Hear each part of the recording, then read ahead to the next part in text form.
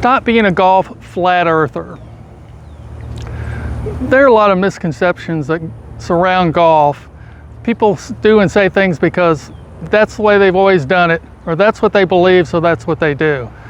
Open up your mind and learn some other things and get rid of some of these old misconceptions. There's some old wives' tales around golf just like anything else. Like, you've got to swing hard to hit the ball a long way. Golf's a whipping motion. It's not just pure force. You use the leverage like in a whip to get distance.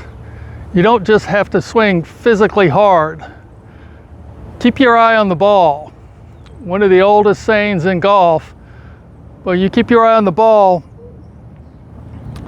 and you're keeping your head still and you're keeping your head down. Both of those are bad for your golf swing. I teach keep your eye off the ball. Swinging your arms. If you've watched my channel, you know I don't believe you actually swing your arms in the golf swing. I think that's an old wives' tale. It's a misconception. It feels like you're swinging your arms, but in fact what you do is you fold your arms in the golf swing. Active hands. You know, people have taught for generations you've got to be handsy with the golf swing to get it squared up and to learn how to hit the ball properly with all these different hits. You know, if you're an elite athlete, maybe you can use the small muscles in your hands to pull off a lot of shots, but for the average amateur, you're not going to be able to do that. And listen, unless you're winning club championships on a regular basis, you are a typical or average amateur. Use your hands to square up the club. Your hands should actually be really soft in the golf swing, and they should be just soft and relaxed as they're coming in and square up. If you do that, you can square up the golf club. I use a different method for squaring up the golf club. I don't use the hands or anything below the elbow at all.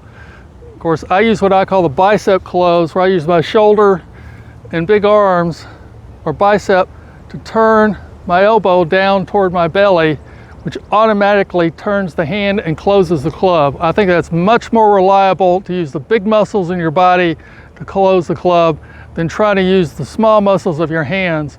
Again, if you're a typical golfer, trying to use your hands to close the club is just a losing battle. It's too complicated. Unless you're an elite athlete, it's just not going to work for you. Practice makes perfect. How many people have told you, just go out and practice more? And look, I believe in a lot of practice too, but if you're practicing the wrong things, it doesn't make you perfect. Before you start in practice, you need to make sure you're practicing the right stuff. Far too many practice drills are these big compound movements, and they don't break them down into smaller movements that you can understand.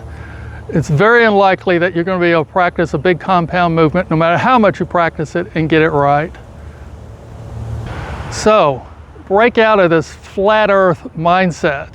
Just because something's been done for always in golf, or people say, well, everybody's done it, or we've always done it that way, doesn't mean that's the right way.